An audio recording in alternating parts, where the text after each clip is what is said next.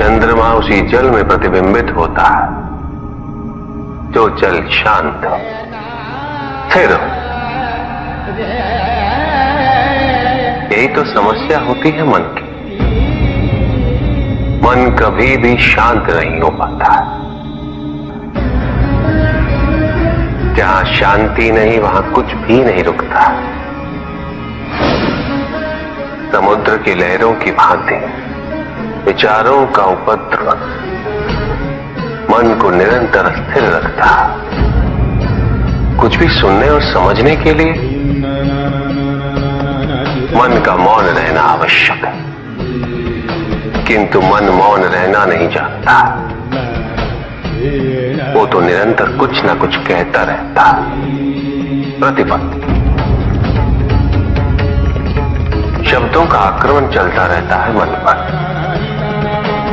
और यही आक्रमण है जिसके कारण व्यक्ति कभी भी शब्दों के परे नहीं जा पाता। जहां जीवन की सत्यता का बोध उसकी प्रतीक्षा कर रहा होता है।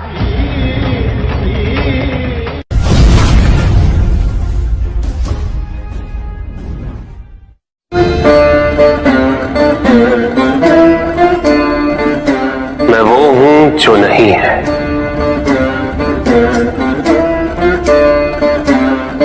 जो नहीं है वो मैं हूं।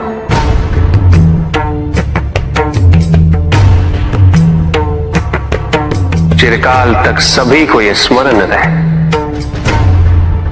जब आप में श्वास है तो मैं आप में हूं। देव देव महादेव शिवा, देव देव। और जिस क्षण आप में श्वास नहीं तब आप मुझ में हैं। देव शिवा, देव देव महादेव।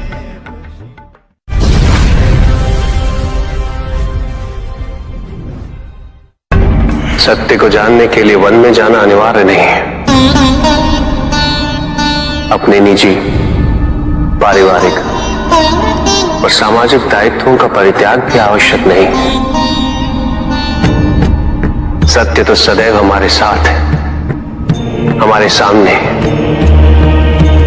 किंतु हम स्वयं धीरे धीरे उस पे अपने क्रोध, अपने अहम, भय, विचार और महत्वाकांक्षाओं जैसे कई आवरण चढ़ा देते हैं। सत्य हमसे नहीं, हम स्वयं सत्य से दूर हो जाते हैं।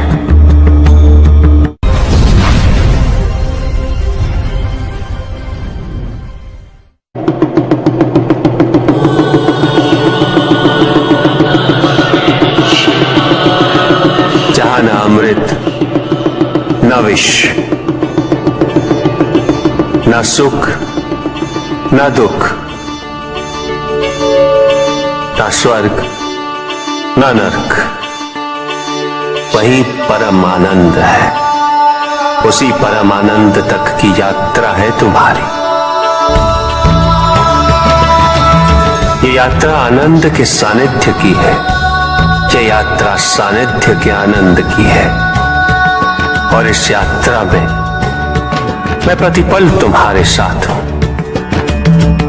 मुझे ढूंढो मत, केवल पहचानो, तुम ही मैं हूं, मैं ही तुम। हर आरंभ का मैं ही अंत हूं, और हर अंत सदैव मेरा ही आरंभ होगा। देव देव महादेव शिवा, देव देव महादेव शिवा। तुम्हारे साथ चल तुम्हारी अपनी इच्छाओं ने किया है, तुम्हारे हट ने किया है। तुम्हारी अपनी सोच ने किया है। ये रहस्य नहीं कि प्रत्येक आत्मा मुक्ति की इच्छुक होती है। जो मरता है वो है है पंचभूतों से निर्मित शरीर।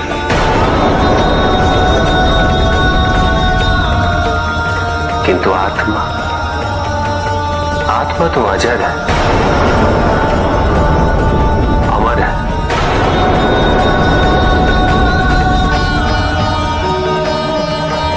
जिसकी यात्रा मोक्ष पर संपूर्ण होगी।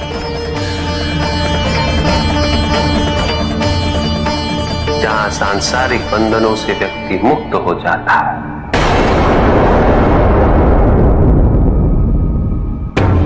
सारी इच्छाएं लुप्त हो जाती। किंतु तुमने तो कभी सत्य की खोज ही नहीं की। तुम तो सदैव उन तत्वों को ढूंढते रहे जो तुम्हारे अहंकार के पोषण हेतु आवश्यक थे।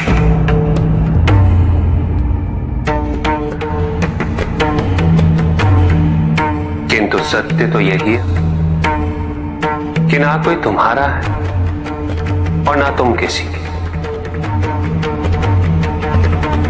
जो है वो परमात्मा का है और जो नहीं है वो भी परमात्मा का ही है। इस शरीर में तुम इस सत्य से अनभिज्ञ हो, किंतु इस शरीर के पूर्व तुम्हें इस सत्य का बोध था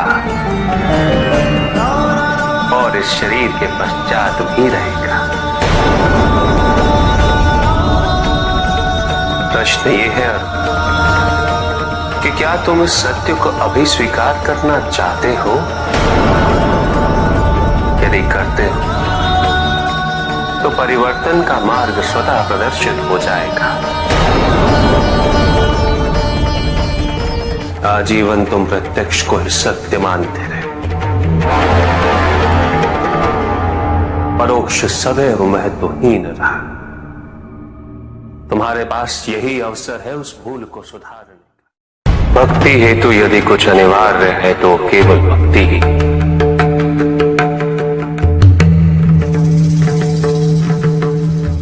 किंतु प्रश्न ये है कि क्या आपकी भक्ति संपूर्ण है? विश्वास और भ्रम के बीच की रेखा अत्यंत महीन होती है।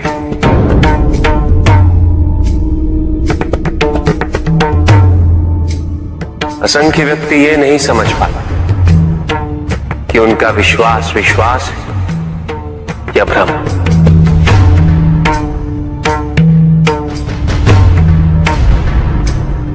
मुझ तक पहुंचने के लिए किसी और की आराधना अनिवार्य नहीं।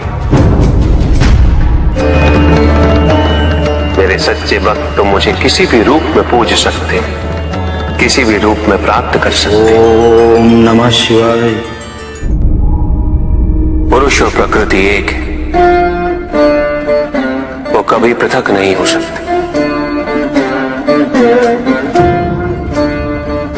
शक्ति शिव के बिना अधूरी है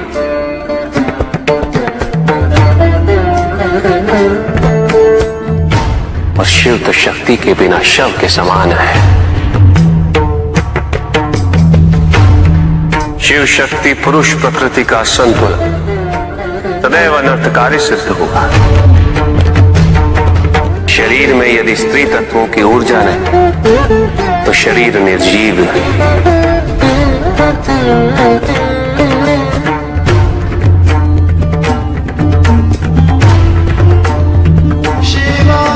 शक्ति और शिव के संपूर्ण रहस्यों को समझ लेना भक्ति, ज्ञान और तपस्या की पराकाष्ठा है।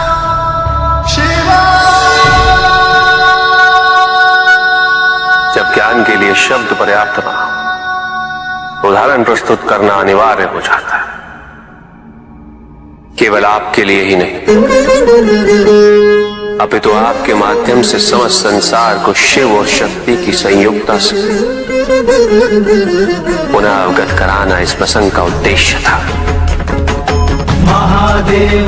जो पूर्ण हुआ। महादेव महादेव।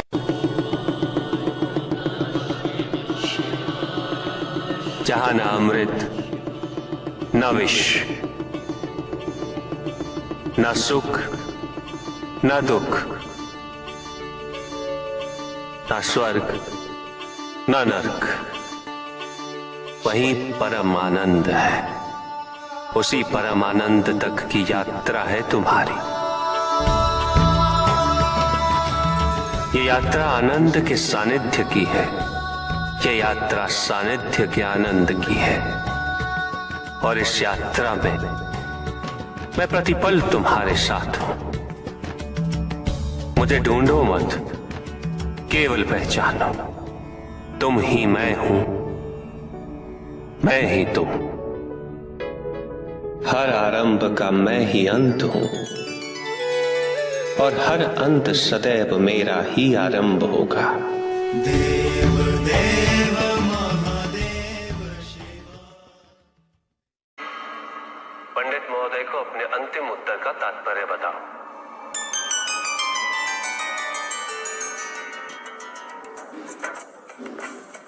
तात्पर्य ये है पंडित जी, इस जगत में 1 गुण, 2 गुण, 3 गुण, 5 गुण, ये सारे आरोपण मानव का मस्तिष्क करता है। अन्यथा जगत तो ब्रह्म माया है, और ये सारे गुण भी माया मात्र है। सब कुछ निर्गुण है मेरे महादेव की भांति।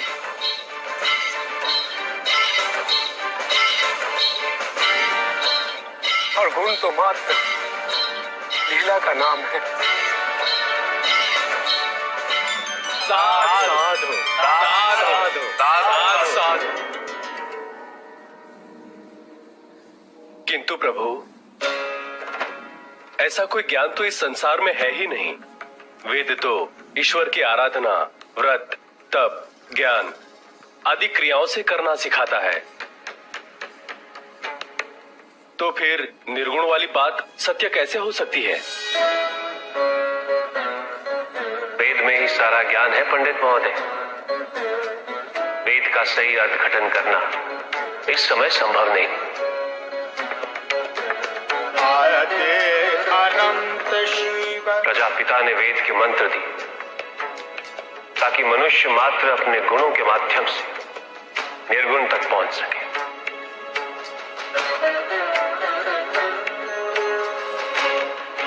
किंतु आप सब गुणों की मीमांसा में ही रुक गए। प्रश्न भी आपका और उत्तर भी आप ही का। व्रत, तप, दान, यज्ञ इत्यादि से ही संसार का निर्वाह होता है। किंतु उसी वेद में ईश्वर प्राप्ति के लिए निर्गुण बनने का मार्ग छिपा हुआ है। उस ज्ञान को आप देख नहीं पाते पंडित महोदय। इसीलिए अपने आप को देवताओं से अधिक ज्ञानी समझते।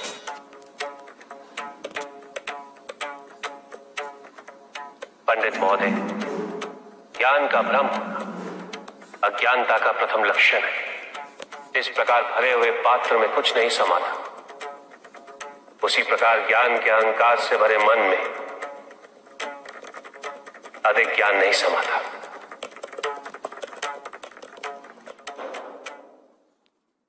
सकता हूं अवश्य ऋषि कश्यप। जहां प्रश्न नहीं वहां जिज्ञासा नहीं, और जहां जिज्ञासा नहीं होती वहां ज्ञान की वृद्धि नहीं हो सकती। निसंकोच होकर पूछिए। प्रभु, आप तो कालोपरी हैं, सर्वज्ञ हैं, त्रिकालदर्शी हैं। चारों ओर ये जो अज्ञान का अंधकार फैल रहा है, उसमें ज्ञान का मूल अर्थ कहीं ना कहीं खोता जा रहा है। मेरा आपसे विनम्र निवेदन है प्रभु, किसी अन्य विषय पर चर्चा आरंभ करने से पूर्व हमारे और इस समस्त संसार के कल्याण और मार्गदर्शन हेतु आप ज्ञान की मूल परिभाषा से एक बार हमें पुनः अवगत करवाएं। ज्ञान और अज्ञान की परिभाषा को स्पष्ट रूप से समझने के लिए ज्ञान और अज्ञान की विशेषताओं का स्मरण करना आवश्यक है।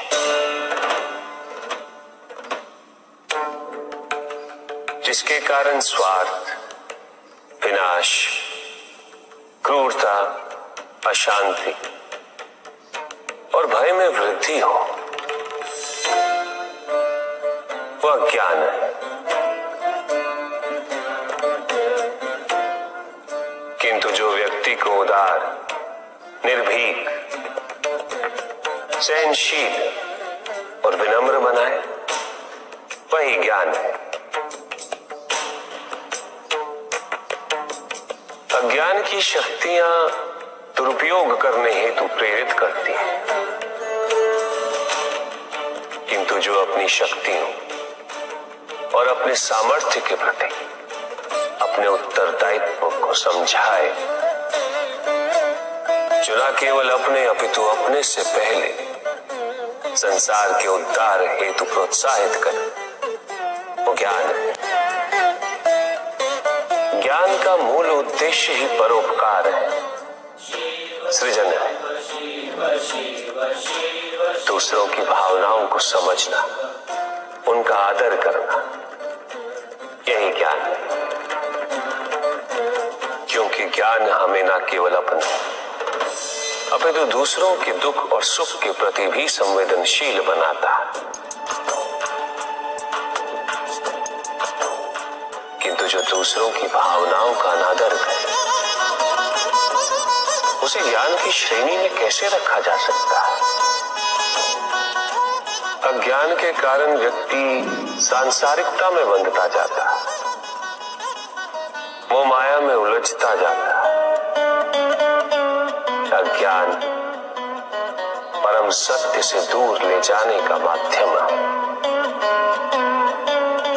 किंतु ज्ञान व्यक्ति को परम सत्य की ओर ले जाता है।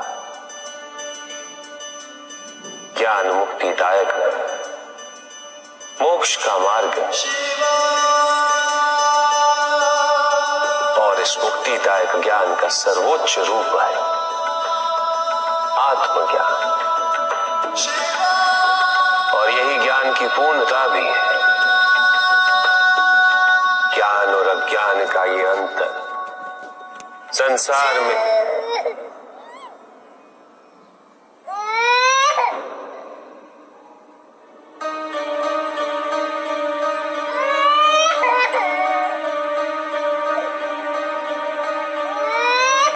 ऋषि कश्यप, ये तो किसी शिशु का क्रंदन है। विदर्भ देश के राजा और मेरे भक्त सत्यार्थ का पुत्र चालू देश के राजा ने सत्यार्थ की हत्या कर दी। सत्यार्थ की पत्नी ने अपने शिशु के साथ अपनी रक्षा करने हेतु वन में शरण ली, किंतु अब तो वो भी मृत्यु को प्राप्त हो चुकी है। भक्ति का उचित मार्ग बताए हमें, ताकि मेरी भांति दूसरा कोई भूल ना करे। भक्ति मुक्ति का आधार है पुष्पधर, और मुक्ति तो केवल समर्पण से ही संभव होगी। और समर्पण के लिए पुष्प नहीं, स्वर्ण नहीं, आभूषण भी नहीं, रत्न नहीं, धन नहीं, विधि विधान नहीं, केवल अपने मन को अर्पित करना अनिवार्य है। जानना चाहते हो पुष्पधर कि वो कौन से पुष्प हैं जो मुझे अत्यंत प्रिय है?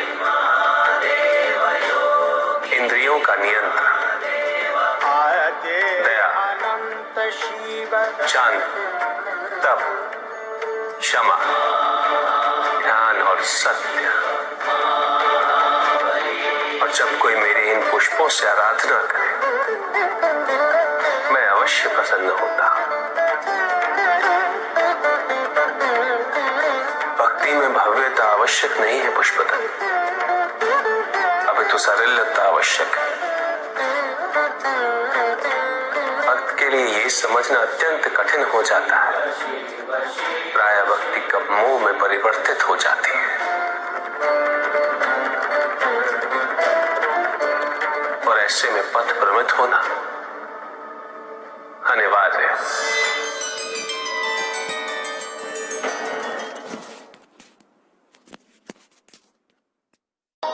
किंतु पिताजी, कुछ व्यक्ति अहिंसा का व्रत कर रहे हैं, किंतु अधिकांश व्यक्ति तो अस्त्रों शस्त्रों से सुसज्जित होकर घूम रहे हैं। शरीर की रक्षा के लिए बड़े दुर्ग बनाए जा रहे हैं, कवच बनाए जा रहे हैं, क्योंकि उन्होंने स्वयं योग और शुभता के कवच का त्याग कर दिया पुत्र।